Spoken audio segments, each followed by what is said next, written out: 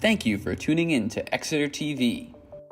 Exeter TV is the town's public and government access channels, available on Comcast Channels 6 and 22. Channel 6 is your channel. If you have an idea for a program, want to host your own talk show, or submit a film, we're here to get your content on television. On Channel 22, we bring you live and replay coverage of government meetings and other town updates. A third channel, Blue Hawk Media, is operated by SAU 16 and can be found on Channel 8, with all your school sports, events, and meetings.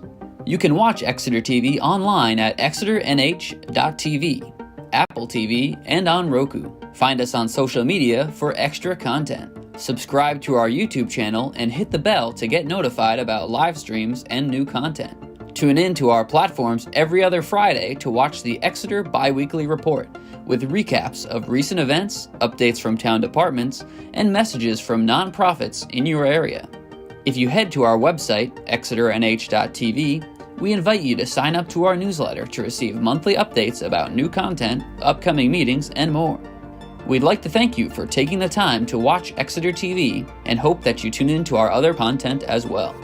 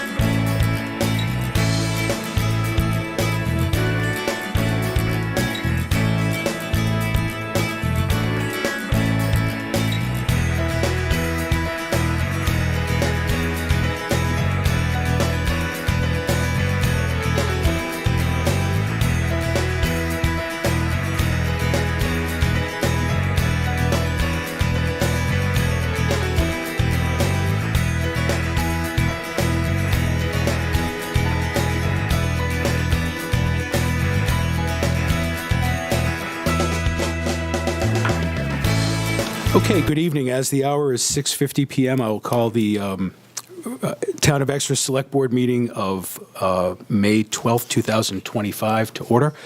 Our first order of business this morning is to go downstairs for a quick board interview, and we shouldn't be more than 10 minutes, and we will reconvene approximately 7 p.m. Thank you.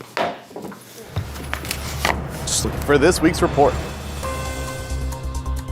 the fish are back in Exeter. Eagle Scout installs flag retirement box. The farmers market returns to Swayze.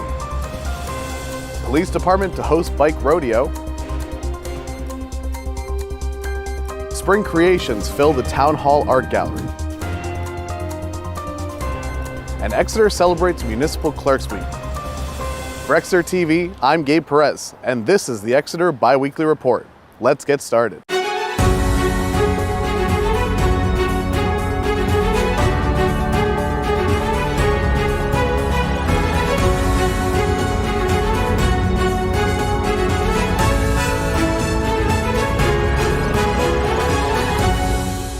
Good afternoon, Exeter. Thanks for tuning into the show today.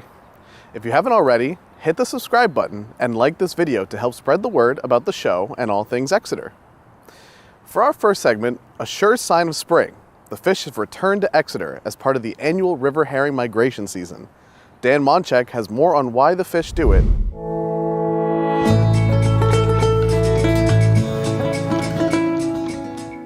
This time of year, if you take a look into the Squamscott River, you can see hundreds of fish pressed right up against each other, making it seem like there's more fish than water. These fish are known as alewives, and long before people inhabited the town of Exeter, alewives have annually migrated from the salt water of the Atlantic Ocean to the fresh water of the Exeter River where they spawn. To celebrate the alewives coming back to Exeter, the Conservation Commission is hosting the 2025 Alewife Festival. This Saturday, May 10th, from 10 a.m. to 1 p.m., you can come to Town Hall where all the festivities will take place. At the festival, you can learn about the secret water cleaning skills of native oysters, learn how to support pollinators, play culvert cornhole, and even touch a fish. For more information about the event, you can visit the link below. In addition to the festival, the Conservation Commission has a live underwater alewife cam that brings you up close and personal with the fish. The webcam can be found right here on our YouTube channel at Exeter TV. Late last month, a flag retirement box was installed in front of the town office. We met up with Eagle Scout candidate James Haney as the project wrapped up to learn more. On Thursday, April 30th, a small crowd gathered outside the town offices as Eagle Scout candidate James Haney and Troop 323 were delivering an important addition to the downtown. We have a flag retirement box where people can place their old, worn, faded, ripped American flags in there. And basically, when they place them in there, we will collect them and properly dispose and retire the flags like the flag should be of our nation. The process of installing the flag box started when he presented the idea to the select board for approval. Well, we always enjoy hearing the Eagle Scout projects because that's one of their duties is to give something back to the community. It's lasting and reminds us of our national pride, our town pride, community service. Through this project, residents and visitors alike now have a convenient way to properly retire their flags. One of James' hopes in doing this project is it not only serves as a place where people can retire the flags, but that it can remind people about the reverence we should have for Old Glory. It's our nation's flag, it's the symbol of our nation, and basically it should be treated with the utmost respect, and one of those main things is not letting it touch the ground. That's a very common one, but also properly retiring it, which is a well-known, but most people don't really know how to do that. It's the proper way to do it is to burn the flag, and on top of the box, actually there's a QR code which you scan, and it has a bunch of information about that, how to properly retire a flag, how to properly respect a flag, and then also information about our troop. James got the idea when driving around Exeter and seeing the state of some of the flags hung around town. One of the main reasons I did this is going through Exeter, there's a lot of worn, torn, faded American flags, and it just doesn't really symbolize and represent our country and our nation. And doing this, it gives back to our community by making the flags all around in our town look better, because all those worn flags will be gone, but also it represents our nation better too. The flag retirement drop box is now available and open to deposits outside the town offices located at 10 Front Street in downtown Exeter. Seacoast Eat Local's Exeter's Farmers Market is back in Swayze Parkway. We went down to the first day of the season to have a look for ourselves.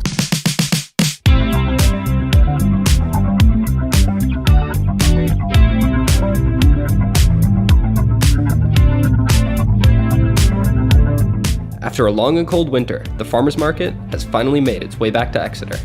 With a wide variety of activities and products, there's a little bit of something for everyone. You can expect to see meat, drinks, produce, crafts, a wide variety of things here local to the community. From now until October 30th, you can come to Swayze Parkway every Thursday between 2:30 and 6 p.m. to enjoy what the market has to offer. A special thank you to all the community members and the vendors, the sponsors, the local organizations that support us in making this happen and show up year after year so we can show up for the community too. If you're interested in learning more about the farmers market, you can head over to seacoasteatlocal.org/Exeter. The police department is hosting its annual bike rodeo later this month. I met up with Detective Bruce Page to learn more about the event. Hi everybody, I'm Detective Page from the Exeter Police Department. We want to invite everybody out for our annual bike rodeo, which is going to be held on May 24th this year from 9 to 11 behind the Lincoln Street School. We've got some awesome bikes that are going to be raffled off this year, courtesy of the Service Credit Union.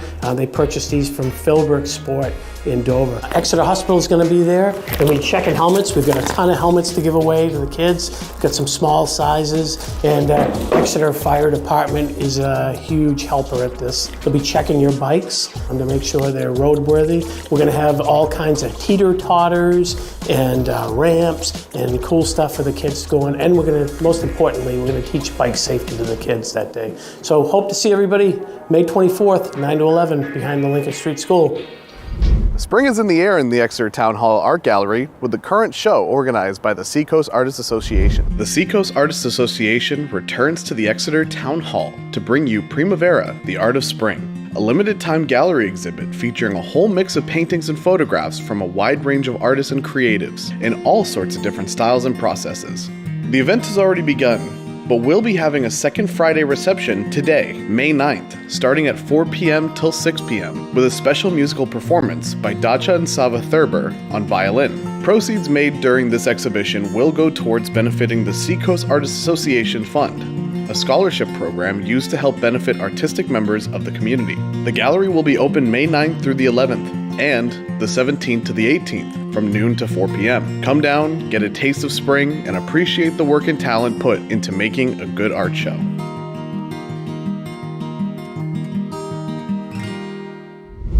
And for our last segment, the town has been celebrating Municipal Clerks Week to recognize the importance of one of the oldest public professions in government worldwide.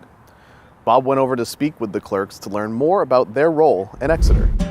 When you need something done in town, the first stop is always the town clerk's office. No, it's not in the town hall. It's in the town offices across the street. Hidden in the back of the building is perhaps the most front-facing department the town has. Stopping by, you'll be sure to be greeted with a smile. Hi there, how may I help you today? Or even a silent greeting from Lori for those who speak sign language.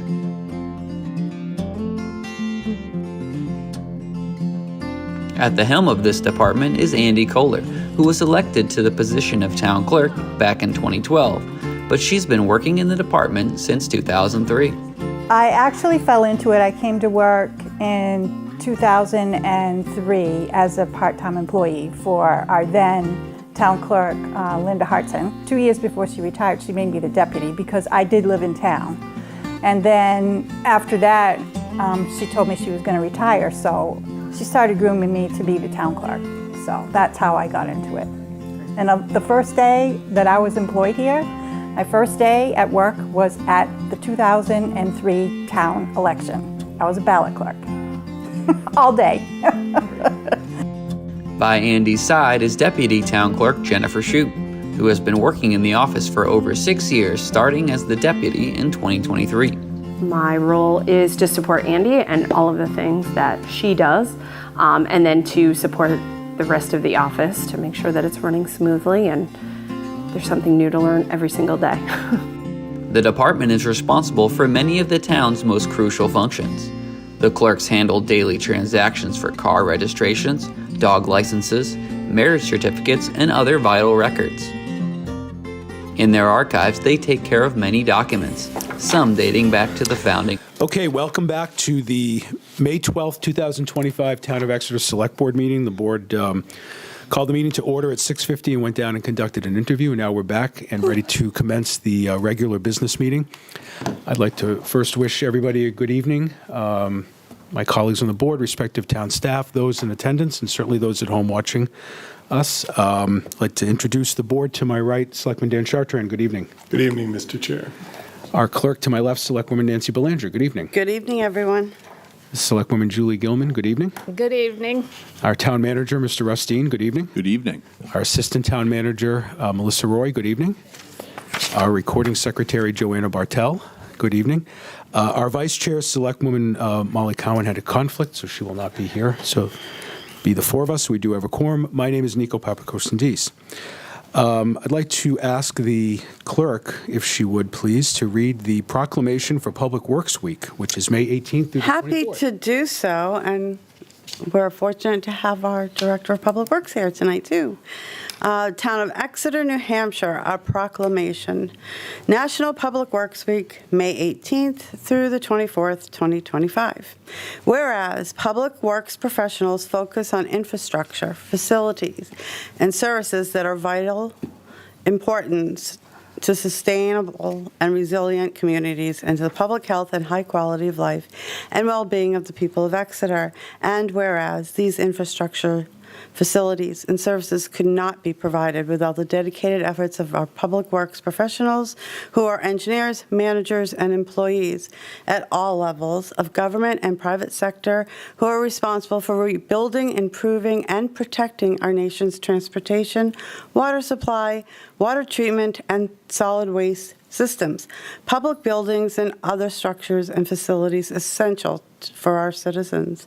And whereas it is in the public interest of the citizens, civic leaders, and children in Exeter to gain knowledge of and maintain an ongoing interest and understanding of the importance of public works and public works programs in their respective communities.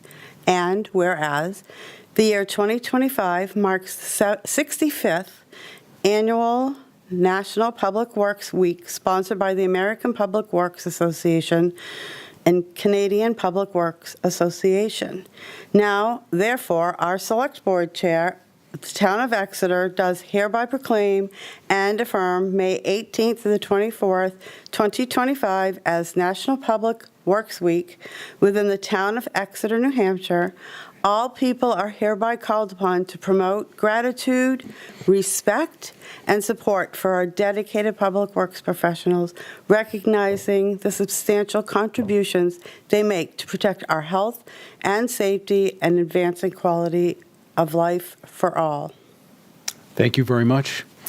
And thank you, Director Cronin, and the department for all the work you do. As you know, you're the third leg of the first responders, public safety, and the work you do is invaluable for our town and for our citizens. So thank you very much. Okay.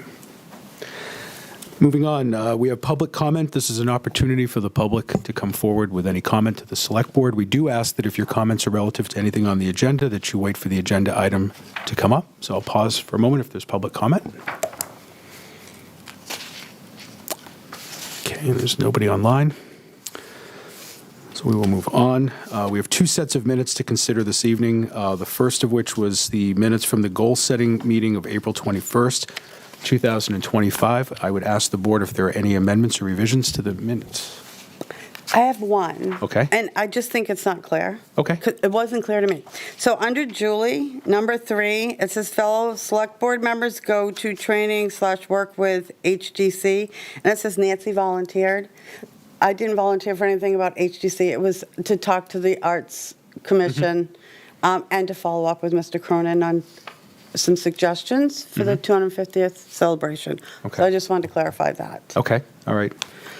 Thank you. Mr. Dean, we can have those amended, correct? Yes. Okay. Any other revisions? So we're just going to omit Nancy volunteered. And add what you just said, right? Yes. Okay.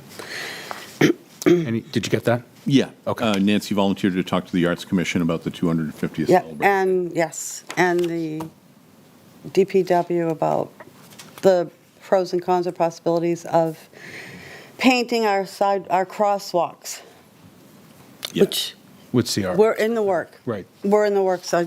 Yeah, we're just a little short-handed, so Got we it. need some time. Okay. Yeah. All right. Any other revisions? And seeing none, I would entertain a motion to approve the minutes of the goal-setting session of April 21st, 2025, as amended. So moved. Second. There's a motion and a second. Julie's got it. Did you get that, Joanna? Julie seconded. Any discussion? Seeing none, all those in favor? Aye. Aye. Opposed? Motion carries 4-0. And we have the regular meeting minutes of April 28th, 2025. I have, Joanna, lines 111 and 114. Mr. David Locke's address, I believe, is 46 Drinkwater. Yes. So if we could correct that. Any other amendments or revisions from the board? Okay, seeing none, I would entertain a motion to approve the Exeter Select Board regular meeting minutes of April 28th, 2025, as amended. So moved. Second. It's a motion and a second. Any discussion? Seeing none, all those in favor? Aye. Aye. Aye. Opposed? Motion carries 4-0. The board interviewed Nick Drinker this evening for the vacancy on the River Advisory Committee for a term to expire April 2026. I would entertain a motion to appoint Nick Drinker to the River Advisory Committee as a regular voting member for a term to expire April 2026. So moved. Second. It's a motion and a second. Any discussion? Seeing none, all those in favor? Aye. Aye. Aye. Opposed? Motion carries 4-0. Thank you very much, Mr. Drinker. Thank you all. We'll look forward to seeing you in June. I appreciate it. Okay, and the town manager's office will reach out to you in the next day or so. Thank you. Okay. Thank you very much. Our discussion item this evening is the second reading of the no parking ordinance, 101.2. I will conduct the second reading to Exeter Town Ordinances Amendment, Chapter 1, Parking Regulations. This would add the following to 101.2, parking prohibited on specific streets, Drinkwater Road, both sides of the street from High Street to the town line, Pickpocket Road, north side of the street for a distance of 450 feet west of Kingston Road, and Swayze Parkway, west side of the street from Newfields Road to the turnaround. No parking is already in play for Swayze Parkway and Pickpocket Road, but Drinkwater Road has not been done. I'm going to open the discussion to the public, adding that after the first reading, we tasked Public Safety, Police Department, and Director Cronin to take up some suggestions that were made by the public and the board. So, Mr. Cronin, I don't know if you wanted to speak to that. And then afterwards, we have a resident of Drinkwater Road, Mr. Locke, who's got a presentation that he'd like to give the board.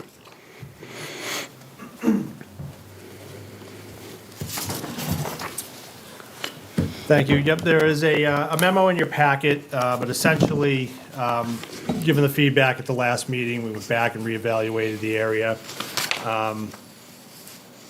At this point, we feel that it might make the most sense to limit the no parking to the section of the road that is adjacent to the PEA property. This seems to be the area where we have the biggest issue with parking on the edge of the road and creating a safety hazard. As was mentioned, we've heard from residents along this stretch where we're seeing some of those some of those vehicles that have been parking there using driveways to turn around and causing some property damage. In looking at the area, there are several homes that are adjacent to each other. We looked at the possibility of trying to limit some areas and kind of segment no parking on the opposite side of the street, but we felt that that was going to cause some confusion and ultimately create an enforcement issue for the police department. So based on that, we're recommending no parking on both sides of the street for that entire stretch, which is essentially about 4,000 feet. Okay. Thank you. I have a question. Please. I can't remember if this came up 2 weeks ago, but have we spoken with the Academy? Are they okay with this proposed solution? I have done that. I have reached out to the Academy, Mr. Layton from Facilities, and he and I have had ongoing conversations, and they are okay with the board's They're comfortable with it. contemplated regulation of parking along the street. Okay. I would add, too, that the 25 Drinkwater Road address, that is the new address where the baseline is set, the shoulders are smaller. So from 25 up to High Street. So if you think about it, the cars would be in the travel lane if they tried to park there. So basically, that's why that was amended out of the proposed ordinance change. Wait, I'm not following. You're saying the shoulders are smaller after 25? From 25 up to High Street. Up to High Street or up to the town line? Up to High Street. So But- basically, so people would, if people parked on the street from 25 up to High Street, they would be in the travel lane. But we are going to allow that. We won't. We will regulate that through the police department ordinance, which is the parking regulations don't allow people to be parked in the travel lane. So we are already able to regulate that. Effectively, all of Drinkwater will be no parking. Yes, But we are changing 25 to the town line. correct. But we heard from neighbors at the last meeting that that was not what they wanted to see. But that was, again, the shoulders are so small from 25 to High Street that you cannot park on the street because the shoulders are too small. You wouldn't be able to park there without being in the travel lane, which would be a violation under our ordinance. You're not allowed to park in the travel lane.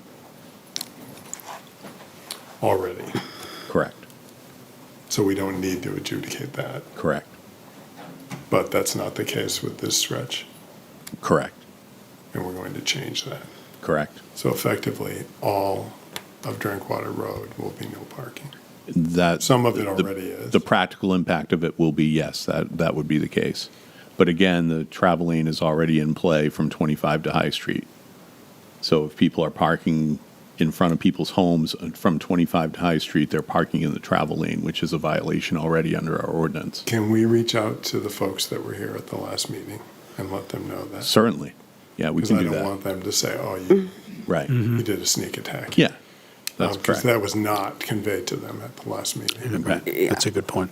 Yeah, we can do that, sure. So it was Mr. Thompson and the other neighbor that was here at the last meeting.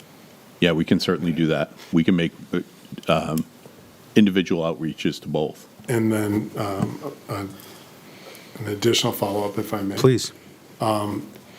Have we reached out to all the neighbors in the part of Drinkwater that we are addressing with this? We have gone out, Public Works, thank you very much to the department. They have put door knockers on every door up and down Drinkwater to make sure that they've all been alerted to the And what have ordinance change.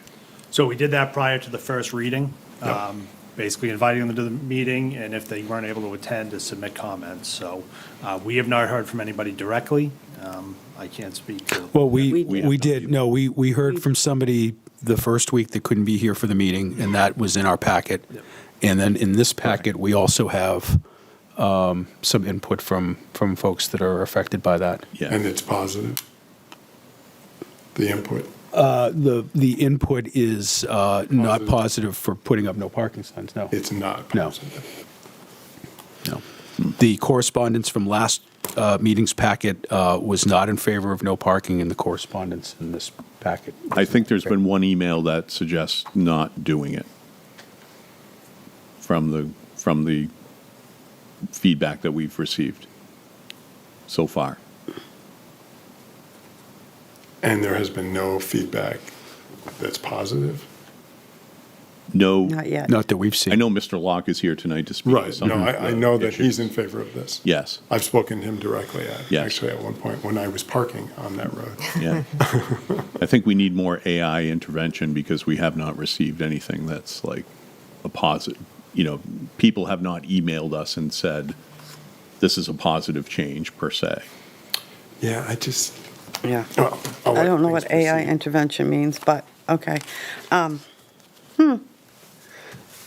So to Selectman Chartrand's point, Mr. Dean, if we could reach out to the folks that were here at the last meeting, and perhaps the folks that wrote to us, and give them time, because we're turning this around. The third reading is next Monday, and I'd like them to have ample opportunity to receive notice from us, and maybe even to contact appropriate staff to ask questions. So my suggestion on that is that we do one more round of door knockers, let people know that the third reading is coming up on May 19th, and if they're able to attend and give their comments, they can do that via either email or in person. I support that, but I also would like to reach out to the folks that were already here. Yeah, especially because by my account, there's at least four. So that's like for next Monday. Is that doable? Does it have to be? It doesn't have to be next. I mean, we could have this on the June 2nd meeting. You correct? could, yes. I'd feel more comfortable doing that if I the do board were too, inclined. please. That would give Public Works a little. Yeah, I'm sorry for all my and questions. people. No. Oh, no, that's they why were we're having great these. questions. I do know Thank Mr. you. Locke wants to speak, so I'm going to be quiet now. So Understood. June 2nd? June 2nd. Oh, it's okay. Sounds good. All right. Okay, good. Mr. Locke, we're ready. If you could come up to the either microphone, the podium, or the table, it's up to you. As long as Gabe will be able to Yep. help me with that. Yep, absolutely. And if you could just state your name and address for the record. David Locke, 46 Drinkwater Road. Thank you. And I apologize, but I've got an incessant dry throat, so. No apologies It's needed. worse when I speak, so there you go. Know the feeling. Allergies.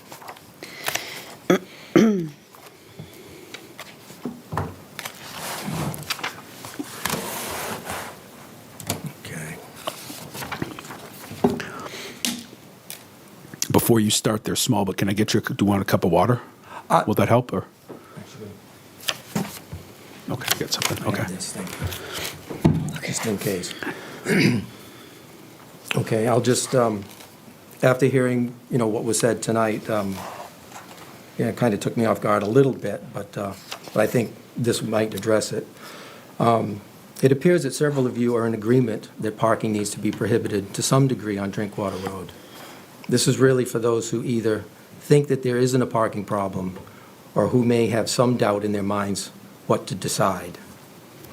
We have lived at 46 Drinkwater Road going on 58 years.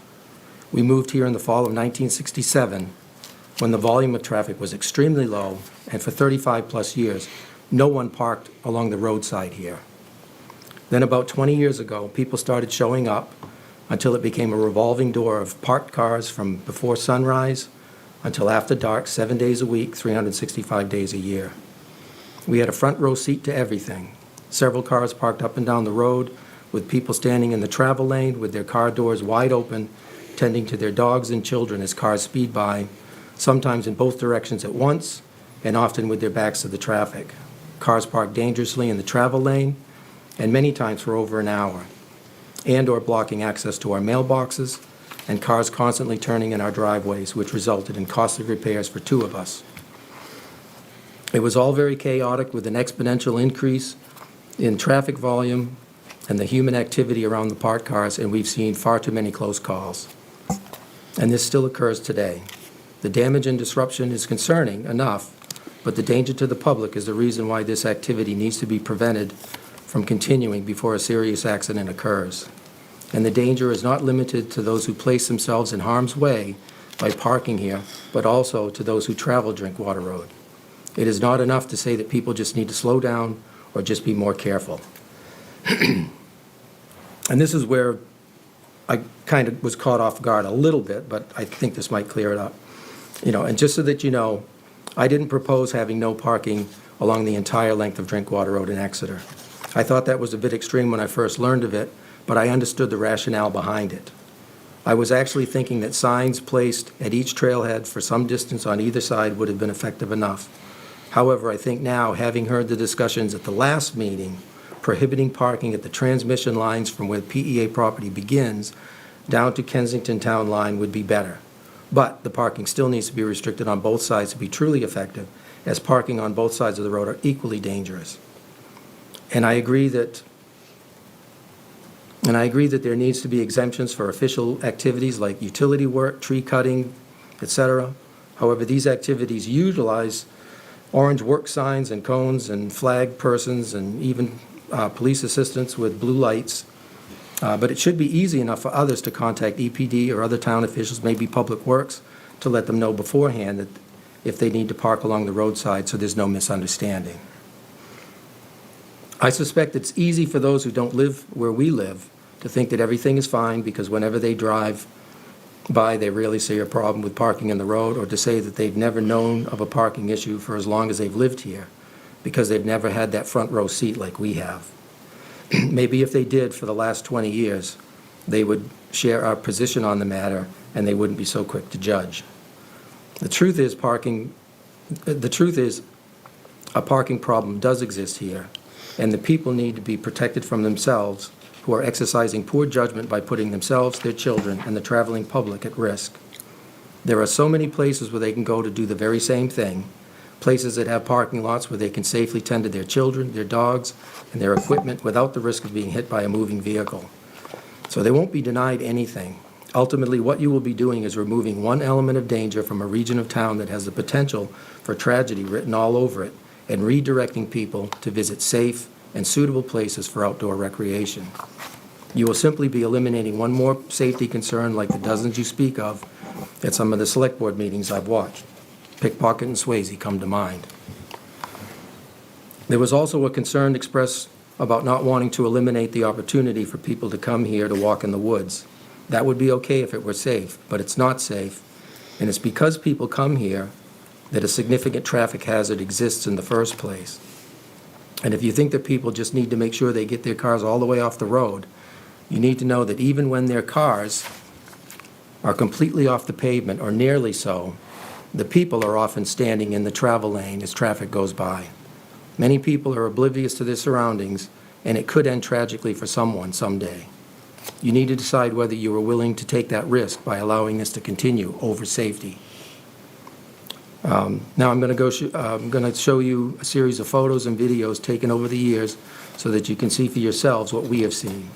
And I hope that it'll clear up any doubts you might have of how real the danger is for an activity that shouldn't even occur here and never did before. It is not a matter of opinion that it's too dangerous, it's a matter of fact. I'll try to run through them quickly so as not to take up more of your time. Most images should speak for themselves, others require a little bit of an explanation. Thank you. So that's that. Okay. So if I can...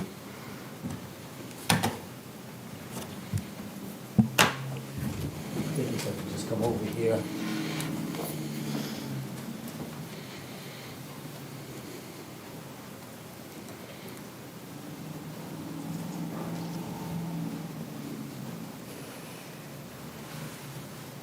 Do you want to see Mr. Dean if Gabe can come out?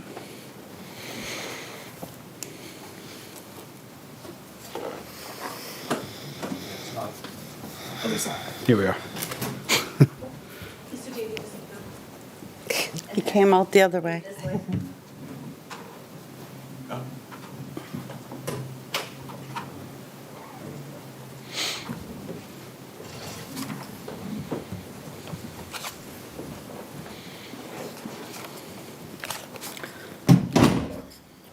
Okay, so some of these are videos, some of these are photos, and some of them are just screenshots of some of the videos, just to try to depict what we've seen. Okay.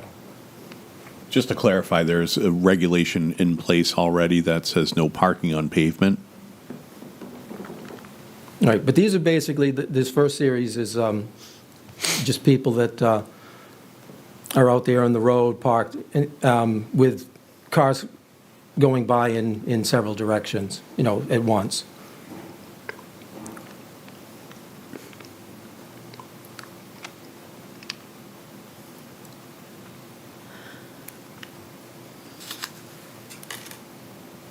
And again, this is a screenshot, just a guy having to avoid the traffic as he's, stepped out of his vehicle. Another guy.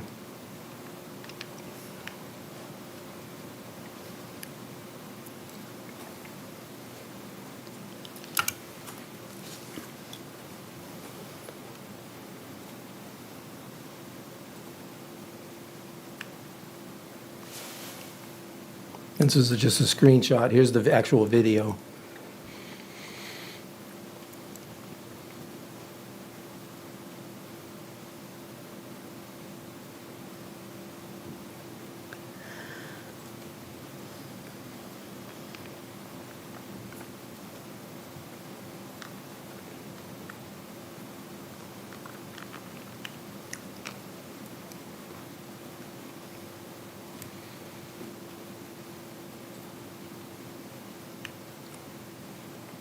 And then just a screenshot. And this is at night, so it's a little dark, but the person is standing out there with the door wide open and standing in the road as the cars go by.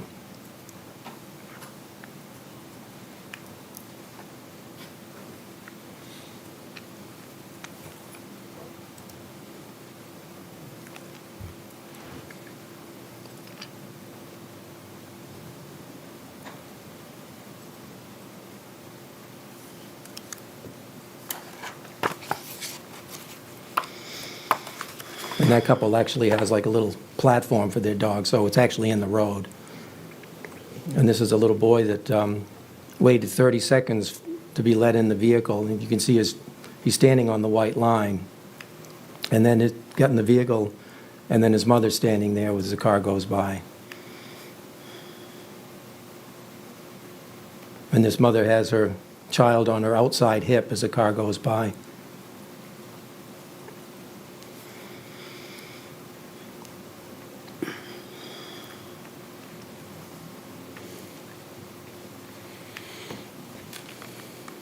And that's a screenshot of that last video. And this is a mother. She spent several minutes actually placing her child in a child backpack.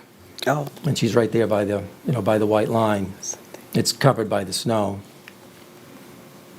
And a mother with her child, her infant, and then she's securing the child in a seat as a couple of cars go by with the door open. This is the same mother. This was, I think, after they came back. Same thing. Several cars going by. This mother with her child standing there, and then a car goes by. She's still got the door open. Again, the shadow showed up. And these are several cars with children. You can see them all at the trailhead. And the cars had to kind of go around the cars that are parked there, and also the children were going to the parked cars. And then this one was just April 30th. So no parking on pavement. The guy's parked out there. And there's a video of him. And so he's standing in the road. There's no way that he's not. And there were actually two cars. So there's the car that you saw, but there was another car that went by, but it was kind of washed out by the sunlight. And then this one, they're parked on the road. And this was, I think, in January of this year. And so again, you can see where the tires are. There's no other place to stand. So you can look at this video here. This is after they came back. And so the little boy just goes out there and he waits about 30 seconds or so for somebody to open up the door. So I think he's standing on the side rail.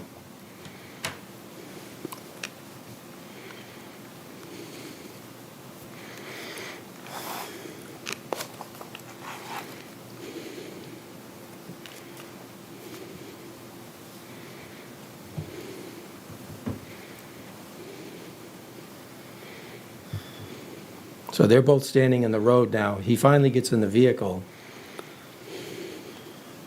and then a couple of cars drive by. So these are just screenshots, just so that you can see.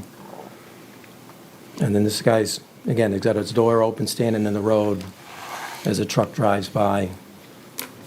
There's the people. These are screenshots of those people with their standing in the road with their dog, loading them in. and just people standing in the road, cars driving by. Here's a woman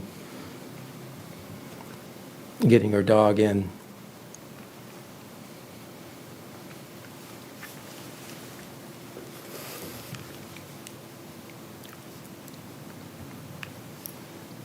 And that's just a screenshot, so you can see, you know. And then this guy.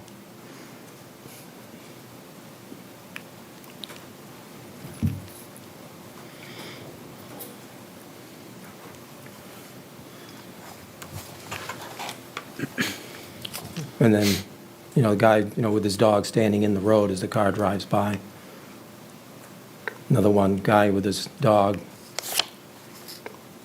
I think, I don't know, there's a video of that. I don't know if it was inadvertently deleted or not, but woman getting her dog in the car, and then a truck with a trailer drives by. Guy with his dog on the road. And then this one was at night, so some people come, like I say, they come at night, and again, you can't really see him very well, but this is kind of a blown up. He's standing there with these cars driving by at night. Oh, here's the video of the guy with the dog.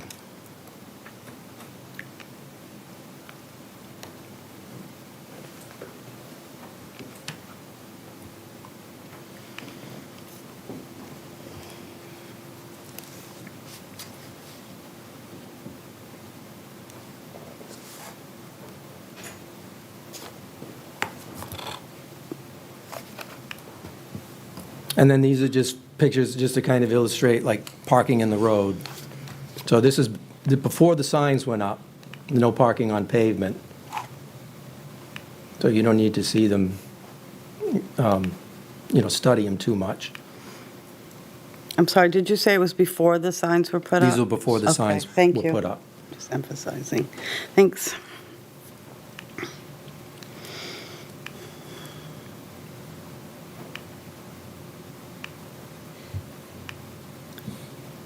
But you can see how it, you know, it moves the traffic over.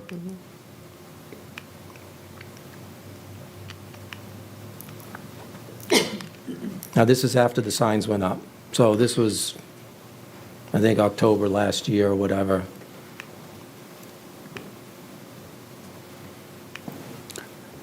Mr. Dean, do you recall when the signs went up? I don't. I'd have to look into that for you.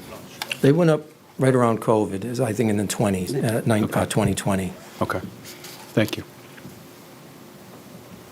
Because the academy had already put up the boulders and changed the sign, you know, put the sign up and all that. And at the same time, Jay Perkins had come by, and he started to, you know, he said, well, I can't, this is all I can do under my authority, because we thought, well, we'll try to do this piecemeal, and we found out, well, we really should have done this all at once. So, but again, it didn't change anything. And then, you know, just a couple more images. And again, you can see, like, that last one here, the guy on the, you know, the car on the right where they're parked. Again, you can see cars driving right by him at the same time. So I don't know why people play chicken like they do, but they do. Yeah, so these are, and again, that car forces the other one over towards the double yellow line. So, you know, it just creates a real problem like that. And I think those are the last ones, so anyway. So just so that you can kind of get a visual. But what I was just going to say was, like, as far as, you know, the parking from 25 up to the, you know, up to High Street. Like I say, I understand why you would want to do that, because, yeah, it's, you know, there's no shoulder there either. But this is really about an activity that has occurred. I mean, again, I think, you know, back 20 years ago, people, because, you know, we never saw this, never. And then it just, again, I think through social media, word got around, hey, I got a great place to go. And then all of a sudden it was just, you know, 8, 10 cars up and down the road on both sides. And it was just, so it's really just the activity of wanting to go hike the trails, unencumbered by having to pick up after their dogs or whatever, or it was just rather convenient. But it just exploded. And so it's really that type of activity. I mean, because it's really hard to, police everything that we do. I mean, there's people parking all over the place, all over town and all that kind of stuff. But it's really just this activity. And we were just thinking, like, for anything, just say, okay, look, this is not a good idea. I know you're having fun and all that kind of stuff, but it's just not a good idea. You have other places where you can go. No different than, the sign on the, preventing people from, skateboarding or biking on the sidewalks there. Not a good idea. But you're just saying, look, do it somewhere else, just don't do it here. Because people coming out of the stores and all that, you may have even seen some of that, perhaps, I don't know, owning a business there. But that's all we're saying, is really it was just, what the activity was. And not saying that, well, if people have a birthday party or something like that and there's overflow, just like, the gentleman at, what was it, 19A, where he said, yeah, we got visitors coming over there and some of them have to park.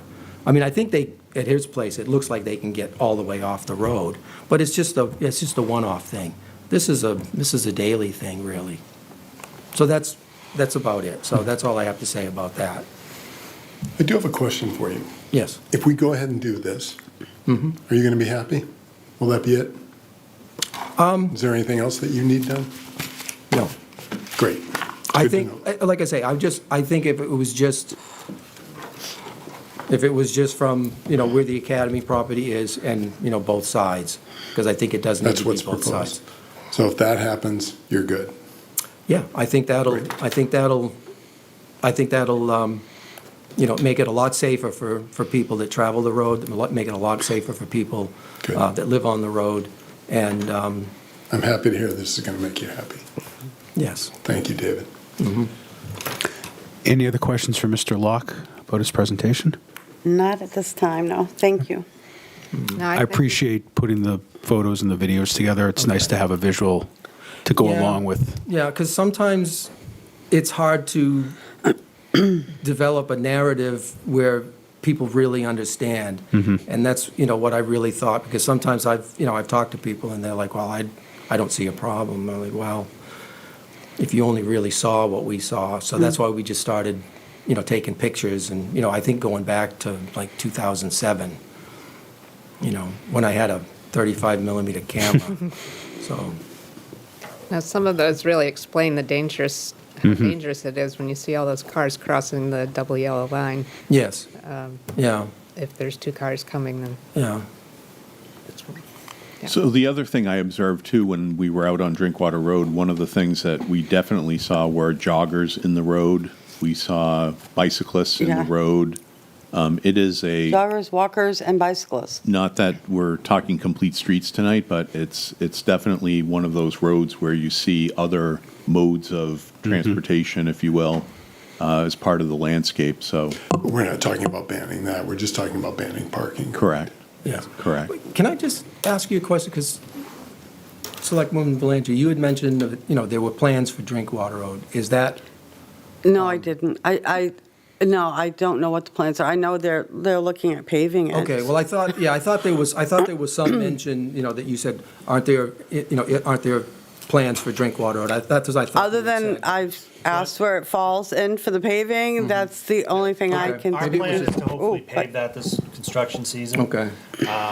We are going to look at travel lane widths and things like that. And bike paths, or do you think? Or? The road can't support bike paths right now. We just don't have the shoulder width available. That's why I was asking the question. Yeah, no. I was wondering if there was an intention to, an intent to actually say, maybe we need to do that. To widen the shoulders on that road would be a substantial alteration. We'd be looking at basically full depth reconstruction, probably property takings. That's not what's intended for this year.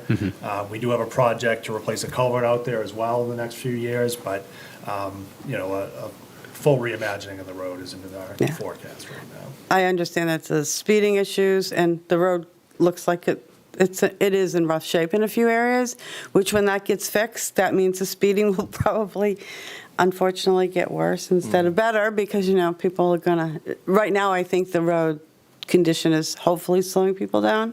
I don't know that. Yeah, it's not, I am not in town all day, and I can't sit in a chair on the side of the road and monitor everything all day, but, yeah, I do frequent the road. Yeah. Well, again, we're there, and I mean, I was there a lot, when I was taking care of my mother.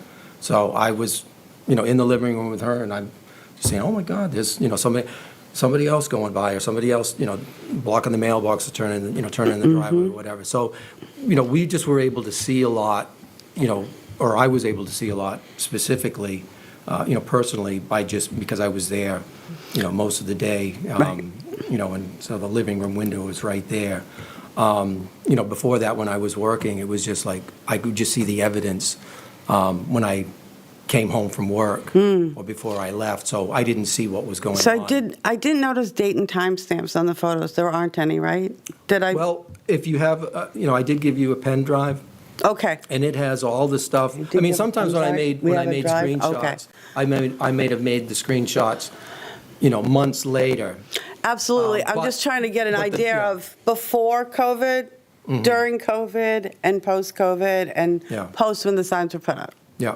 So, but all that, you have several pen drives, I think, that we've sent to you, and you should have, it should have all that information, when you look through it. I'll ask for that.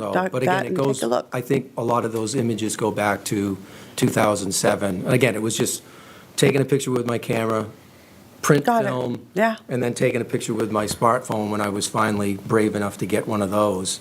I resisted for a long time, so, but again, so, the image may say, 2018, but I took it in 2007 if it was a photograph of a photograph. Kind of looking, all right, so, thank you for clarifying that. So is there still public comment? Yes. Great, thanks.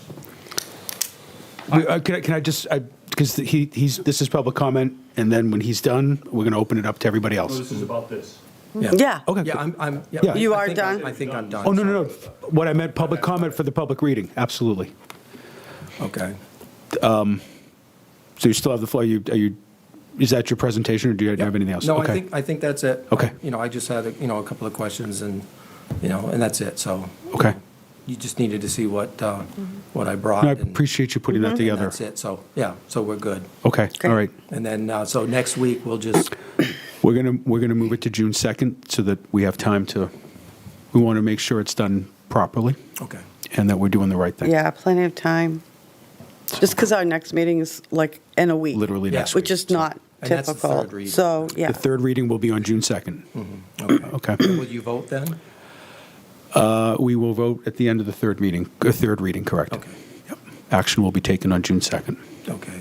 And do you mind, because, Selectwoman Cowan wasn't here tonight, if she can, just let her know if, that those images are there for her. These were circulated in our packet, and obviously if she wants to watch this, we'll have that. Okay, that's fine. Yep. All right. Thank you very much. I appreciate you putting the time into that. Thank you. So the public comment part of the public reading continues, if there's any other comment. Great.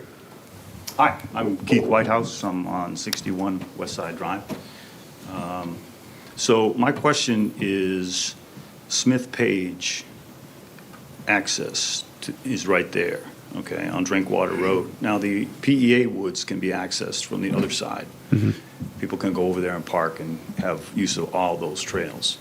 To access Smith Page, which is a town of Exeter conservation area, you kind of need to park there. If you're going to do any maintenance on those trails, you need to park there. Otherwise, you're hauling a chainsaw about a mile. So what's the plan to create some parking for Smith Page, be my question. Thank you. Thank you. Can I ask you a question? Yeah. Keith, I'm a little unclear on what Smith Page is, I'm sorry. Oh, absolutely. So if you go past the PEA woods heading towards Kensington, there's a blue sign that says Smith Page Conservation Area right next to a pond. small pond, about a little bigger than this room. And there's a trail there that goes all the way back to the huge swamp that's way behind there. It's awesome. A lot of wildlife, a lot of bugs, but it's beautiful out there. It's great. It's beyond the Academy's land? It is. It's on the other side of the road. So it's beyond the Academy's It's on part. the east side of Drinkwater? Yes. So yes. Got it. And then it goes all the way to that massive swamp out back there. Not a lot of people know about it, but it is an Exeter, town of Exeter conservation area. It has blazed trails, goes all the way out to that massive swamp, which is really something to see. I just wonder. Is there a place to park right there? No. So it's a similar condition? Yeah, you have to like get off the road, and it's beyond the PEA area. Who owns that? And I'm sympathetic to your situation with all that. I am, but I feel like that public lands need to be open to the public. And we need to do something to make sure that happens. And this, PEA land is one thing. This is town of Exeter land, so maybe a couple parking spots. Like over on Park Street, they've got a bump out, by the playground that goes so you can get 2 or 3 cars there. Then there's another bump out, 2 or 3 cars there, something like that. That needs to. I think the town owns a certain distance from the center line on Drinkwater. So something, needs to happen so that we still have access to public lands. And saying, oh, no parking the whole way, how are you going to get there? I appreciate you flagging this. I'm going to go check it out. Yeah, it's a good spot. So what, I'm sorry. Just because you, Mr. Whitehouse, you mentioned lugging a chainsaw, I'm going to put myself on a limb, no pun intended, but you're one of the people that volunteer to help maintain trails. Is that why you were talking about lugging a chainsaw? Yeah, I have. But, you just, it's just something where I want to make sure that that's I understand. left open for people to use, not for us in the government to hinder that in any way. So I just wanted at the same people time, respect his position. to understand that our volunteers help maintain our trails and things, and they need to have access to do that maintenance. That was where I was going with that. Thank you. Yeah. Thank you. So Keith, as it stands and pertains to this right now, to access that land, you're parking on Drinkwater Road, correct? Correct. Okay. Yeah, not in the spot that's shown in the videos, but further down. Understand. So if you make it all the way to the town line, that would preclude any parking there for any access for any reason. I'll go check it out before June 2nd. Okay, understood. Thank you for flagging that. And just in the big picture, that's a conversation with the Conservation Commission about creating parking when the town gets conservation properties. You'll notice in other places, and we have them in our places, in certain places, we have parking, but there are other places where we've acquired conservation land where there is no parking. So the broader conversation, my suggestion is that it take place with the Conservation Commission as far as trying to open up some of those spaces and create some parking, so we don't have to deal with the Drinkwater Road issue, but we have another option. Correct. Right, that particular spot is troublesome because the abutter is his property line is right there, and then there's a gap about the size of maybe 8-10 feet, and then the pond is there. So on that side of the road, there's no parking whatsoever. It's just not really possible because of the property area. So, but that's something that certainly on the other side of the road could be addressed. Yeah. Thank you. Thank you. Selectwoman Gilman, I think you got cut off. I'm sorry. Yes, thank you, Mr. Chair. I think that the Conservation Commission has come up with the same problem at different trails, and how do we configure it? I'm trying to, if it was Jolly Rand or one of the other trails out that way. And so they know it's a problem at different locations, but it's not been, they haven't taken a one meeting look at all the different places and finding a solution for it. And I think that's something that needs to be studied for all of our trails, not just the ones we're mentioning tonight. Right. That's a good point. Thank you. Mr. D, maybe we have that conversation with Kristen? You want to speak? Yeah. Yeah, Just go up to absolutely. the mic, and when you're ready, the chair will recognize you. Hi, my name is Catherine Ganley. I live at 25 Drinkwater Road.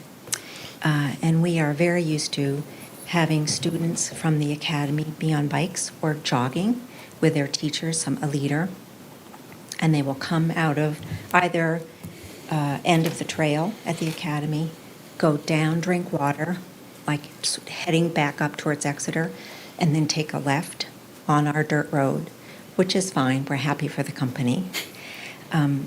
I just wanted to make that comment that we're very aware of lots of bikers and walkers and runners that access that area. My other thought is, if the signs go up that say no parking, that entry, both of those entryways are so inviting. It's pretty, it looks open. How is it clarified to folks if access really, if that's not a place to be parking, will they still feel as if there's access? Because it doesn't state specifically, and there are some people in the world that need things really clearly stated. This is not an access place for these trails. Of course, it's not my property and not my business, but I just think it's something to consider, to go through all of this work and conversation and explaining some of the challenges that are happening. I think that the folks that are parking have a need that they're trying to meet. And how does that get communicated, that your need to be here and walk and enjoy these woods, this is really not the place to do that. So, just a thought. I want to second that. We'll have to figure that out. Right. Because you're right, it is inviting. I'm not trying to bring up a problem. But I want to laud you for something. Yeah. Your attitude towards the access over your land is laudable. Thank you. You understand the tradition of the commons in New England, and I very much appreciate that. So thank you very much for that. We love the company, we do. Well, that's a wonderful, not everyone feels that way. So right. I really want to highlight that right in this moment. Okay. That you understand that, these things are often shared. That's right. And the commons. And, That's right. And that's a tradition that goes back to 1638. You got it, yeah. When this town was founded. That's so I just want to recognize you Thank for that. you. But your We're point. the lucky ones. We've got it, so come in and But enjoy. not everyone feels the way you do. Right, so right. I want It's to true. highlight that you do. Yeah. And thank you. You're welcome. You're right about the confusion, and we will Yeah. have to work hard at that. It's just a beautiful, the entryway is lovely, the gate's pretty, there's a little map, so there is sort of a setup, I think, and not intentional, but people think, oh, this beautiful country road, we're going to pull over and take a walk.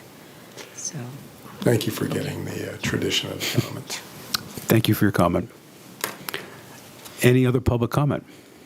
I'd just like to ask Mr. Cronin, do you remember if Drinkwater, because I don't remember, if Drinkwater has the Sharrow, pavements? It does not, because we don't have a dedicated bike. But I thought the Sharrows were for The that. Sharrows are meant to indicate sharing of the road. I don't know if they have it. I think Hampton Falls Road does. It might be on the Hampton Falls side. I know I've seen them on one of those roads. That is one thing to note with Drinkwater Road, as was brought up. You do have pedestrians and cyclists. We try to support multimodal transportation around town. So even though the road can't necessarily support it, it is used that way. So to try to find that balance, it could be Sharrows, it could be signage, but I think it's going to be difficult to restrict pedestrians and cyclists from using that road. Why would you? We wouldn't. You wouldn't want to. What I'm saying is that, even though it's not intended for that purpose per se or explicitly signed that way, it is used that way. And it should be. I agree. So possibly when we redo the paving on that road. Yeah, I think it's does probably, share the road it's a signs. good candidate to look at through Yeah, complete thank streets. They may be able to come up with some creative when it ideas. comes up on there are some pretty rough spots on the road. The Sorry. other thing that would be important on that road is there's a major crossing for amphibians. Yes. And I just saw a great solution to that in Newmarket that I'll get you the exact location of that solution, but there's actually markings on the road indicating similar to Sharrow's, that this is a place where a lot of amphibians cross. Yeah, we did talk to Kristen about seasonal signage. So she was going to look into that as an option, but. Should I flag this for both of you? Yeah, Both if you can send that and- along, Yeah. we'll certainly look at it. I'll take some photos and send it to both of you. Yeah. Mr. Locke. Go ahead. I was just going to speak to Smith Page, because obviously that is a place where there is not, there's no parking lot as well. And we talked to Kristen Murphy, several years ago about, the parking on the road there as well as, is just as much of an issue, and that it would have added to the parking that, where people wanted to go use the academy trails.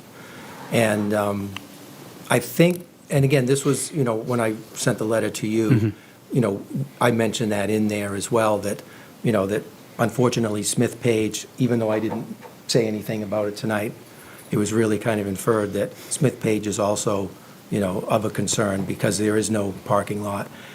What I had, suggested was that, maybe they could, create a parking lot behind the fire pond or something like that, because it's really important to get people off the side of the road.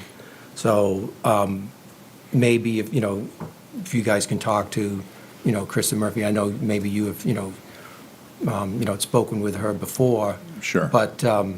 But again, it's the same sort of thing. They acquired all this land, and I don't think that, that there was ever maybe a plan or just, a lack of foresight to just say, okay, we're going to acquire all this land, but we really need to have a parking lot, if we really want to develop it and, and invite people there. Because right now they're, parking, in front of 48 Drinkwater Road, and sometimes they're out in the road, sometimes, again, the same sort of thing with the parking across the street by the academy. They still got their car doors open and they're managed, so it's still the same traffic hazard. So that thing would, that would definitely need to be investigated to see if they can do Yeah, something. I don't think we're suggesting to allow people to park on the road. What's that? I don't think we're suggesting to allow people to park on the road there. Yeah. Well, We understand your point. Okay. No parking on the road. Okay. I got it. All right. And like I say, it's just, for anybody that, if they're going to do trail maintenance, like I say, there should be, an opportunity for anybody to, because even like Mark Layton or Warren, will show up to do trail maintenance on the academy. So, they're kind of an official, doing something in an official capacity. Okay? Thank you. That's it. Any other public comment? Any other questions or comments from the board? Okay, then I will close the second public reading, and we will take up the third reading on June 2nd, 2025, at which point the board will deliberate and vote. And we'll get those door knockers back on people's doors again with a new date. And Mr. Dean, Thank you're going you. to contact the folks that were here at the first meeting, right? Yes, Mr. Thompson and the other gentleman. Okay. Yep, thank you, Melissa. Okay, Thank you. thank you, everybody. Thank you. Thanks, Keith. If the board will indulge, I would like to maybe go to permits and approvals before the exemptions and credits so that we can send these to. Absolutely. Okay. So, Mr. Dalton, Mr. Cronin? Good night, Mr. Locke. Thank you.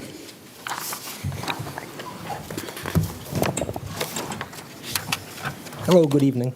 Good evening. Here tonight to request $17,000 from the Sewer Reserve Fund in order to purchase a new sludge pump for the wastewater treatment facility. The sludge pump, regular maintenance was being performed on it. It lost capacity, it lost pumping capacity back late last fall. So we took it offline to do regular maintenance on it, and it just kind of snowballed from there. And we ended up having to remove the pump and send it back to the factory. And they had recommended, they'd given us a quote for roughly $9,000 to rebuild the existing pump, or $16,000 to replace it with a new pump that has a warranty. That was their recommendation, was to get a new pump. Okay. In the process of doing all this, we looked at alternative methods to replace that pump with maybe something that would last more than 6 years. We did find an alternative in Penn Valley pump. It's a different technology. It's a different style of pump. It doesn't operate the same, has much less maintenance cost. We had taken a trip to Sanford, Maine to see a retrofit. They had a similar issue where their sludge pump originally had failed in a short amount of time, and they ended up retrofitting one of these Penn Valley pumps in. The problem being that the Penn Valley pump has an 8-week lead time, and we're kind of up against it right now. We need the second pump. As the process changes, the microorganisms in the wastewater facility in the warmer weather start multiplying very fast, which causes us to waste more sludge. So we need the other pump sooner than later in order to be able to process the sludge into biosolids. So that's why the decision was made to stick with the one that's there, as opposed to go with the more. It was more expensive up front, but I think the overall life cycle cost was less. How old is the pump we have now? 6 years. 6 years? Yeah, okay. It was brand new when the wastewater treatment facility went online. So to Steve's point, we feel that the second pump probably isn't far behind. Correct. We think ultimately the long-term solution is to go with the Penn Valley pump. The life cycle costs will be cheaper in the long run, but in the interest of time and making sure that we can meet demand this summer, we need to get this back up and running as soon as possible. So that's why we're recommending going with the replacement Borger pump now. And then as we get into budget development for '26, we'll probably be looking at a capital outlay request for Penn Valley pump for next year. Okay. And go ahead. I was just going to say, so the interest in time that you really don't have. Correct. Okay. How long's the warranty? I believe it's 1 year. 1 year. Okay. Yep. Any other questions? It's pretty straightforward. If there are no other questions, I'd entertain a motion to release $17,000 from the Sewer Reserve Fund to replace one of the two Borger biosolid sludge pumps. So moved. Second. There's a motion and a second. Is there any discussion? Seeing none, all those in favor? Aye. Aye. Aye. Opposed? Sorry. Motion passes 4-0. Thank you. Thank you very much. Thank you. And thanks for all the work you guys do. Thank you. We get to say it to your face tonight, so thank you. So, Madam Clerk, I will turn it over to you for our various taxes, abatements, et cetera. And I would like to thank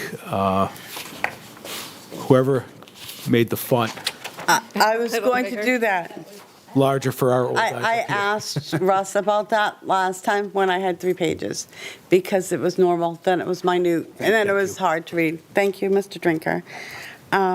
So yes, thank you for that. Between this and then Joanna adding line numbers, we're progressing. We're on our way.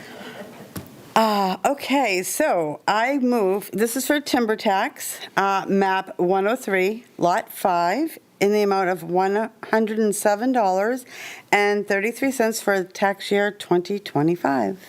Second. It's a motion and a second. Any discussion? Seeing none, all those in favor? Aye. Aye. Opposed? It's 4-0. Under abatements, I move for map 104, lot 79, unit 413, in the amount of $217.04 for the tax year 2024. Second. It's a motion and a second. Any discussion? Seeing none, all those in favor? Aye. Aye. Opposed? 4-0. I move for map 81, lot 38, in the amount of $53.37 for the tax year 2024. Second. There's a motion and a second. Any discussion? Seeing none, all those in favor? Aye. Aye. Opposed? Motion carries. Map 69, Lot 3, Unit 302, in the amount of $238.39 for the tax year 2024. Second. It's a motion and a second. Any discussion? Seeing none, all those in favor? Aye. Aye. Opposed? Motion carries. Map 96, Lot 1, in the amount of $569.28 for the tax year 2024. Second. There's a motion and a second. Any discussion? Seeing none, all those in favor? Aye. Aye. Opposed? Motion carries. Map 74, Lot 11, in the amount of $727.61 for the tax year 2024.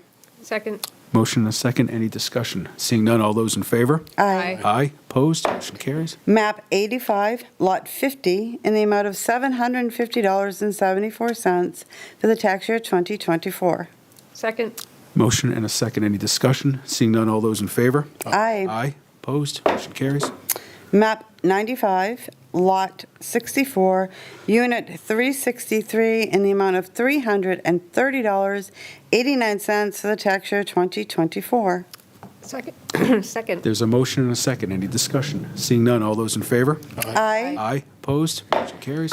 Map 65, Lot 80, in the amount of $370.03 for the tax year 2024. Second. There's a motion and a second. Any discussion? Seeing none, all those in favor? Aye. Aye. Opposed? Motion carries. And we have one jeopardy tax, map 87, lot 14, unit 5B, in the amount of $1,173 for the tax year 2025. Second. There's a motion and a second. Any discussion? Seeing none, all those in favor? Aye. Aye. Opposed? Motion carries 4-0. Thank you very much. My pleasure. Mr. Dean, All Town right. Manager's report, please. Yes. So first thing on the list is the Memorial Day Parade. That's May 26th. We're supposed to meet at Swayze Parkway at 9:30 in the morning. So just to alert the board of that. Thank you. The Eagle Scout project was installed, the retired flag drop box outside, James Haney. We thank James and the Scouts for their efforts on that. And we were able to, I guess you'd call it a dedication. We were able to dedicate that the other day, and it's out front. So anyone who wants to retire a flag can now retire the flag at the drop box. Fantastic. Dave Sharples will give an update on June 2nd about the police fire substation project. We're anticipating our second cost estimate to be developed by Ekman Construction, so we'll have that for the board. We'll be able to talk about the progress they're making on the project, which is substantial at this point, and we'll bring you a full report on that day on June 2nd. Then the groundwater easement, we're doing the review appraisal. That's being conducted and should be done really any day at this point. And so once we have that second appraisal, we already have the Phillips Exeter Academy appraisal. We need to have the review appraisal to compare pricing, and then we'll be able to come to the board with the recommendations shortly thereafter on that. The HR director update. The office is complete downstairs, and the job has been advertised, and we're taking applications. So we're beginning to see people apply for that position. Good. The senior coordinator, we've decided to go out and re-advertise for that. So we did have several candidates. We did interview. We're looking for the right fit, the right candidate. So we're gonna re-advertise that position to try to get some more candidates to choose from. Paul Magoon, our new carpenter, he started today, May 12th. Rebecca Riley, our new part-time custodian who replaced Bill Baptiste, started today, May 12th. And then Chadwick Dean, who's our new full-time laborer in our Parks Department, started today as well. So we have a few new employees that are on board as of today. We are in the midst of waiting for our Pickpocket Dam grant applications. We've got 3 out there. 2 are at NOAA, and 1 is at National Fish and Game Foundation. So we're waiting to hear back on that. Hopefully the news will be positive, but again, we're playing the waiting game on that, trying to follow up with the grant powers that be there. And then the West Side Drive project bid opening is June 16th.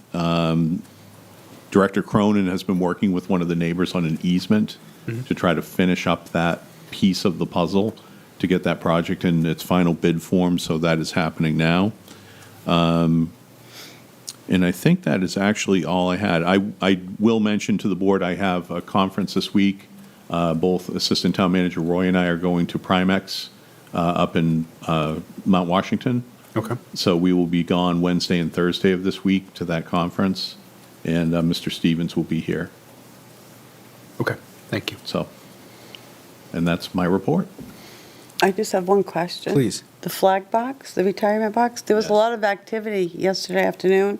Do you know if they were emptying it or if there was just several, there were like 4 or 5 people there and a box of flags in front of them, and I didn't want to pull over and ask them, I but. don't know. Okay, I was just wondering if I don't know, isn't there a ceremony once a year that? Flag Day. Flag Day, When is that? June 14th. June 14th. Yeah. So maybe they were emptying it instead of adding, I don't know, I was just wondering if anyone knew. We'll find out. It was nice to see the activity around the box. Yeah, so. it's great to see. Thank you. We'll ask that question. We'll find out. Thanks. Thank you. When are you going to be gone? Wednesday, and Thursday? Thursday of this week. Okay. All right. Thank you. Any questions for Mr. Dean? Okay. Moving along, Select Board Committee reports. Selectwoman Gilman, please. Thank you, Mr. Chair. The only thing I had in the last 2 weeks was 2 meetings of the 250th Commission. We've come up with a calendar with just sort of penciled in things, so we have something for every month. Some are big things. It was decided, hasn't been voted on, but consensus of a big activity on the 4th of July, even though everybody's doing the 4th of July, but, even though we do the participate after the Independence Festival, it's important to celebrate the actual 4th. So we've thrown around a couple of film ideas because the Parks and Rec does movie nights. So we thought that showing 1776 that night would be very good, and Barbara Rancunis and I have promised to sing along. You don't want to hear me do it, but we're going to do it. And then, so the other discussion was about putting out sort of bookmark size handouts at different events that happened this year to remind people that get ready for something in January and something in February. We're just working out those final details, or well, not final details, but some details about what those things are so we can get the pricing of it. One of the other ideas that came up was for the Beer and Chili Fest, that we make Johnny cakes, cornbread, to go along with the chili. So we're looking into that, where we could borrow an industrial kitchen, anyone? So we can make it ourselves. And that's it. That sounds fun. Oh, and we are working with SST to come up with the logo for Exeter's 250th. There's a national one that you can put on things, but we want one just for Exeter. Sure. That's great. Terrific. Thank you. This is Selectwoman Belanger. Okay, so before I start, Dan, I got a list of 24 points. You're going to do the ADA forum too, right? Do you want to split the list? I was just going to mention that I was going to be there. You do it. You want, okay. I didn't want to, okay, thank you. So, May 7th, I did a 1-hour webinar on conservation and housing and how to prioritize. Very informative. I want to stress that we have a lot of webinars available to our volunteers, and I urge them to try to, because even if they sign up for it and they can't make the webinar, they get an email with a link and they can watch it at their leisure. They don't have to watch it at the exact time. So a little plug for training. Thank you. May 7th, attorney, I just elevated you to an attorney. Selectman Chartrand and I attended an ADA, I don't know if it was an elevation, right, sorry about that. Demotion, I think. ADA forum. It was really great. It was not televised, hoping to see one in the future, another one, but there were a lot of good points.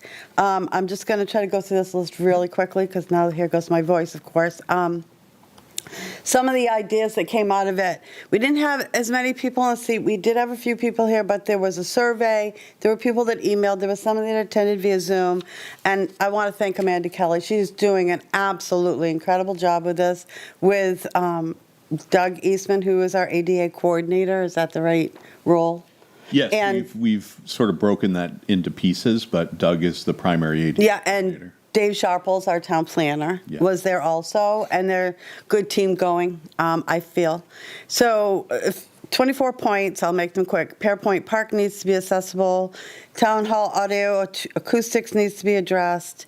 Schools should be examine their facilities. The Stewart Park Boardwalk needs a tip down to replace a step. There's one area, I believe, that doesn't have the tip down. Second plowing of streets are blocking the access points. The sidewalks, maybe clean up the blockage after the second plow. Access to pedestrian crossing buttons can be blocked by the snow. Crosswalks on Water Street at Franklin Street is a concern. Navigation of sidewalks in the Lincoln Street area in the winter months with walkers and wheelchairs can be very difficult. Some sections are not wide enough. That's when high snowbanks happen. The higher the snowbank, they spread out, and it's making it difficult for the wheelchairs and things to have access. General maintenance of sidewalks, wheelchair van parking, only 2 spots downtown, where a ramp or lift can be deployed. Safety of handicap spaces near the town office are an issue. Limited access to handicapped parking downtown. Our front auto door opening on the inside into the town office, I did again check it tonight. It does not work after hours, and then our second door doesn't have any mechanism, so someone can kind of get in during the day, and that's where it ends. Adjust the plowing times to avoid busier times in downtown. They suggested doing at night during the winter parking ban. More crosswalks, more audible crosswalks, more pedestrian signalized crosswalks, install pedestrian signal at crosswalk on Main Street and at Lincoln Street intersection. High Street, Buzzell Ave crosswalk on High Street should be examined to see if it's proper safety measures are present. Closed caption for public meetings. We do have it, obviously, on YouTube, but not for our channel 21? Two, thank you. One-on-one for recreation camp to allow disabled kids to attend. Wheelchair charging stations downtown. Bike lanes infrastructure is an accessibility issue, as some disabled folks do not drive cars. Need to make the public more aware. This is Dan's, but Dan stressed, need more public to be aware of our studies that we've done, so the voters can be more informed. There we go. And one of the other things that came up is that some of us don't have limitations, and it's really hard. We don't always take into consideration what we take for granted.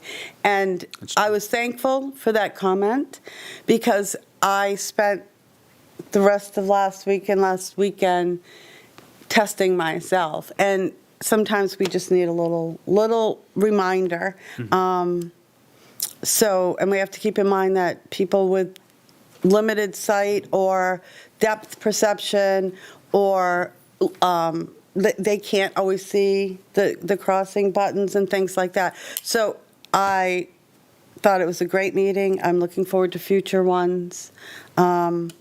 There was discussion about the limitations of budget and what might be coming, but I feel that once we get this list solidified, we're going to have something to work off of, so that if and when funding opportunities come up, we can check things off. Yep. So it's helpful. Anyway, so there was... Before you get into your other... Yeah.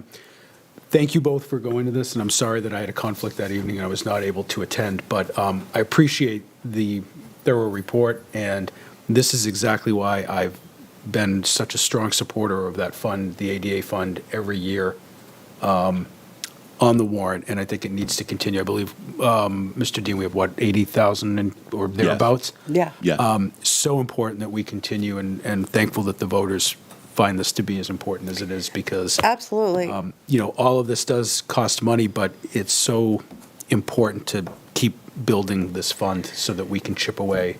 And having these conversations and making these lists, there was about the tip out for the boardwalk out behind the stores.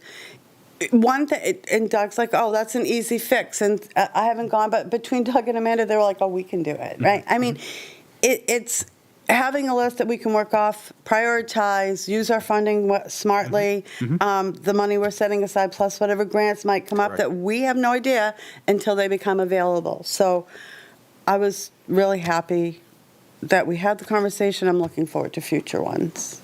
And we should have, as it relates to crosswalks, DPW, particularly Mr. Cronin involved, because I learned my first year on the board when somebody reached out to me about crosswalks, and I went back and forth. Jennifer and Paul Velasquez, the town engineer, and Jay, we came up into this room with the neighborhood, and from an engineering standpoint, they explained why that particular crosswalk would actually be more dangerous. And I think we need to do that So I again. think that's why involving Yeah, DPW it's important. with that team Yeah, is important. I absolutely agree, because they have to understand what we might think is a logical place to put a crosswalk might be more dangerous. And then, real quick, planning board was canceled for May 8th because we didn't have any applications ready. I had a housing advisory committee meeting the next Friday morning on the 9th. We just talked about some legislative updates, but Mr. Sharples is working on the application for what looks to be the last funding year for the Housing Championship Grant.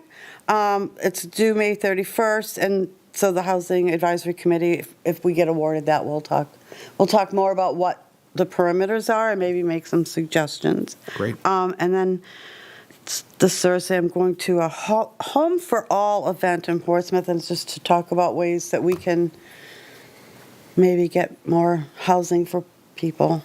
And even though this is Portsmouth, it's still, I think it's important to look at what other communities are doing. So that's it for me. Thank you. Mr. Chartrand? No report. No report. Yeah, and Dan was great. Dan talked a lot at this meeting, by the way, as always. Thank you. I did not have any committee meetings, although I did walk the border of Exeter and Brentwood with Mr. Dean and Mr. Cronin and some folks from Preambulation. Preambulation, yeah. Preambulation. Thank you. I must say the Brentwood-Exeter markings were easier to find than those of Kensington, so. Yeah. Because we do it more often. So anyway. The B and the E. Yes, the B and the E. My committees are coming up this week and next, so I'll have more to say in the coming meetings. Correspondence. We have a notice from the Rockingham County Board of Commissioners with their public hearing for the proposed 2026 budget, and that will be held, well, that was held Right. May 9th. And I looked when we received it. For some reason, we didn't have it in our It's May 1st. packet, right? May 1st. Oh, it was May 1st. I had the wrong date, sorry. I thought it was June. Mr. Chair, can I speak Please. about that? Thank you. Many of you have probably seen the headlines about the sheriff's office agreeing to sign on with the Immigration Control Enforcement, or ICE. There is some confusion between whether or not they've signed a contract, whether the commissioners didn't really know what the extent of it is. So let me tell you some upcoming dates where people can still have input to the whole commission, to the whole commission, the executive board of the delegation, and then the whole delegation. So on May 23rd, the executive committee, which is just folks from Rockingham County that meet with the different departments, much like we do, you meet with a subcommittee and then learn why they're recommending their budget piece. So on May 23rd, the executive committee will meet at 9:30 in the morning to look at the commissioner's budget and what the difference is between division requests. I am on the executive committee, so, please come, but it's at 9:30 in the morning on a Friday. Wednesday, June 4th, the executive committee conducts the real public hearing for fiscal year 2026. And that's at 6 p.m. on June 4th. And that's where we fully discuss the whole budget and then vote on, just the executive committee vote on whether to recommend it to the full delegation. And then on Wednesday, June 18th at 5:30 or 6:30, the county convention is called. It's all the state representatives in Rockingham County gather together, and we have to do a vote of all the convention delegates. This year's budget has a couple of things that, along with the Sheriff's Department of Corrections, no, actually I'm thinking about the state budget, but I'll go on. So that's it for the county budget. It's a small portion of your tax bill, but sometimes there's policy issues that need to be addressed. And I wanted to go on to the state budget, which is the Housing Champions thing reminded me. that's not being funded for the next 2 years. So we have some time to figure out what we want to do. Well, the budget continues through the Senate. And they've made a few changes, but I don't know that they've necessarily brought anything back. Thank you. Thank you. With that, though, I'm going to jump ahead to one of the pieces of correspondence because it relates to what you just said. We have the board received an email from Meredith Jordan regarding just the opposition to the Rockingham County cooperation with ICE. I actually responded to Meredith last week and followed up this morning. We had a lovely phone conversation for about 20 minutes, and we had a really nice chat. And, you know, folks that oppose this should be writing to the Board of Commissioners, It should be writing to the Executive Committee. And you can find that on the Rockingham County Nursing and Rehabilitation Center, RCNRC website. Okay. The budget's posted there, and you can see all the details. But it's time to talk to your state reps. So what I was going to suggest tonight when we got to this was, you know, whether it's to the Rockingham County Commissioners or the Executive Committee, whether the board would be inclined to agree with me that the board write a letter on behalf of opposition to this. So my understanding is the Sheriff's Office has applied for a grant to fund activities in connection with ICE. Do I have that right or wrong? We don't know. That's part of the problem is that we don't understand what the budget is for. The sergeant that is the communications person said that it was paid for by the application to ICE, that the training would happen there and it wouldn't cost us any money. But then we want to look at their budget line items, and one of the commissioners said she doesn't see it. She doesn't see that that's true. Haven't seen the contract, don't know what the details are, so, you know. When's the budget released with the line items? The commissioner's budget is already online. So is there a line item for that? Yeah, in the corrections department. For the training? I don't know that in particular because that's not. So there's not a lot of transparency around what's going on with the Sheriff's Office. So I would support writing a letter asking for more transparency around, yes. You know, We need a better understanding. What is being funded that might be in connection with immigration control and enforcement? Yep. And any other. Because what I've heard from different police departments is that you do need training, and it's the training is on whoever's joining with ICE. ICE isn't paying for anything. But if the sheriff thinks it's differently, he has to explain it. If we could find out more about sort of the specifics. There is a group of representatives that are pursuing that. Yeah. I should know more next week at the next meeting. Oh, or even good. Before that. So when would what would be a deadline for writing a letter? I'm sorry, interjecting, but if we could write a letter asking for more transparency around these issues, what's being funded and what isn't. By the public hearing, I would think. Julie? I would do it for May 23rd. May 23rd, when the executive committee is meeting and going through each department's budget. And if it is, and if there is funding for cooperating, we're very skeptical about that or something like that, to that effect. Yeah. But it doesn't sound like they're being forthcoming about whether that's happening. There was a confusion from the commissioners, and there were a lot of questions from a lot of constituents went to the commission meeting, which is very rare because no one usually pays attention. But this is a big matter for many communities.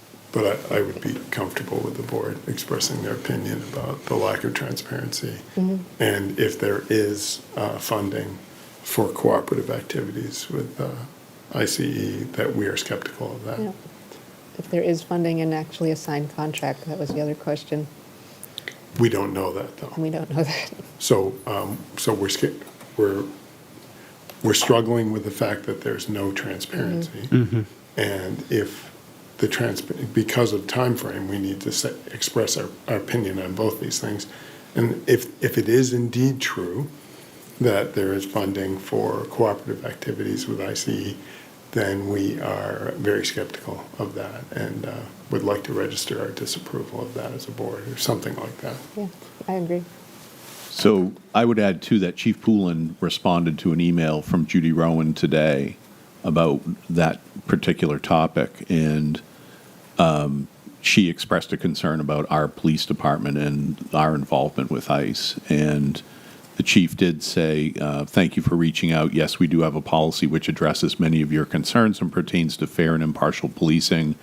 Our stance is that Exeter PD continues to operate under our legal boundaries, which is to enforce New Hampshire state laws within the jurisdiction of Exeter. We are not the entity to enforce federal laws or policies. That's in quotes. Also, we will not be joining any ICE task forces. That's great. Yeah. That's our local police policy. Can I suggest that if we need to get this for May 23rd, we should have the letter for our next meeting. A week from tonight. A week from today. Can I suggest, because I've talked with Chief Poulin off and on, may I suggest that between Chief Poulin, maybe Melissa and I, we put together a letter to bring back to the board? Sure. Regarding the county. Yeah. And Molly will be here. Mm-hmm. She'll be Yeah, back. that'd be great. So, Mr. Dean, is that okay if the three of us, since you're going to be away? Yeah, that sounds great. Okay. All right. Melissa, we can coordinate that? Yep. Okay. Thank you, Selectwoman Gilman, for that information on the state. All right, I want to make sure I didn't lose my place because we jumped ahead. You So jumped we over had the Drew's letter. We had the budget meeting. We had the email from Unitil with the electric distribution rate case. We had the letter from Drew and Deborah regarding parking on Drinkwater Road. We referenced that during our public reading. We have the NHMA Legislative Bulletin. I spoke to Meredith's email. I believe. Nope. We had a letter of thanks from Big Brothers and Big Sisters for a donation made. The Department of Revenue Administration provided the official notification of the 2024 total equalized valuations. And I believe that was it. That's what I get for skipping ahead. I try very hard not to unclip my packet because of that. Could I add one thing? And I'm sorry.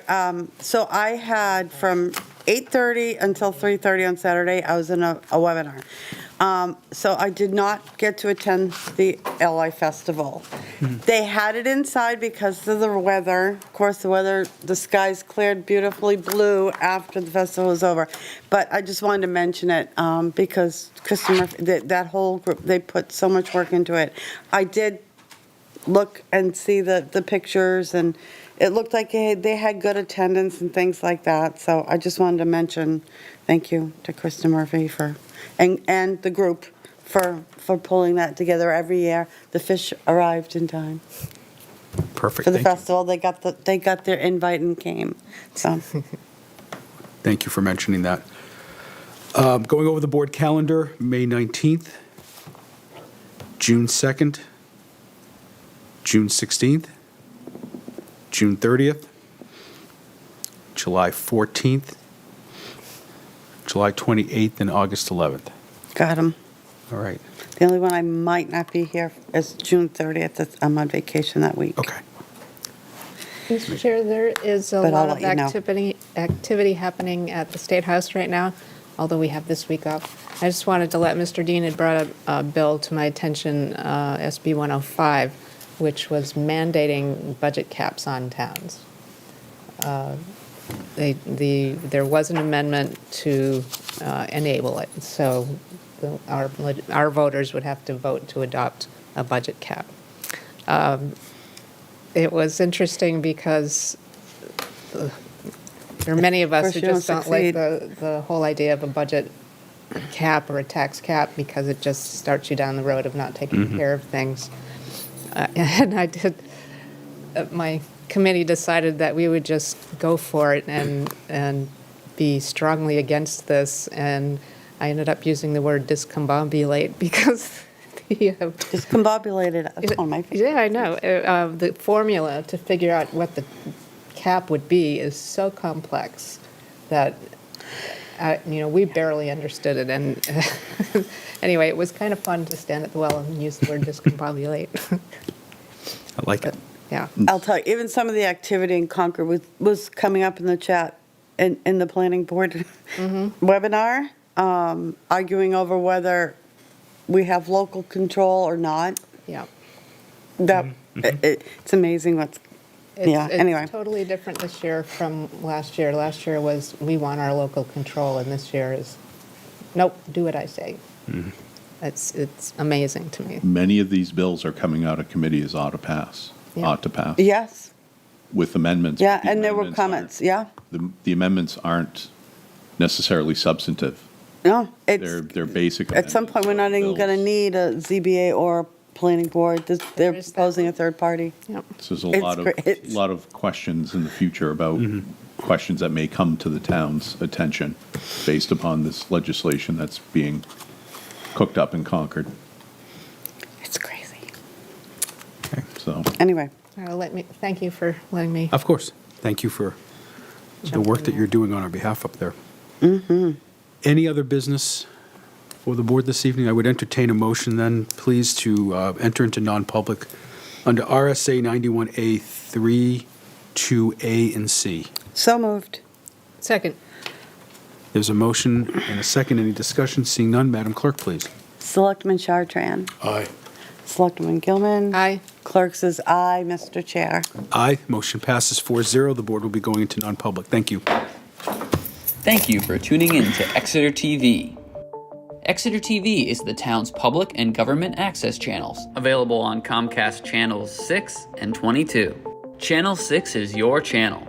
If you have an idea for a program, want to host your own talk show, or submit a film, we're here to get your content on television. On Channel 22, we bring you live and replay coverage of government meetings and other town updates. A third channel, Blue Hawk Media, is operated by SAU 16 and can be found on Channel 8, with all your school sports, events, and meetings. You can watch Exeter TV online at exeternh.tv, Apple TV, and on Roku. Find us on social media for extra content. Subscribe to our YouTube channel and hit the bell to get notified about live streams and new content. Tune in to our platforms every other Friday to watch the Exeter Biweekly Report, with recaps of recent events, updates from town departments, and messages from nonprofits in your area. If you head to our website, exeternh.tv, we invite you to sign up to our newsletter to receive monthly updates about new content, upcoming meetings, and more. We'd like to thank you for taking the time to watch Exeter TV and hope that you tune in to our other content as well.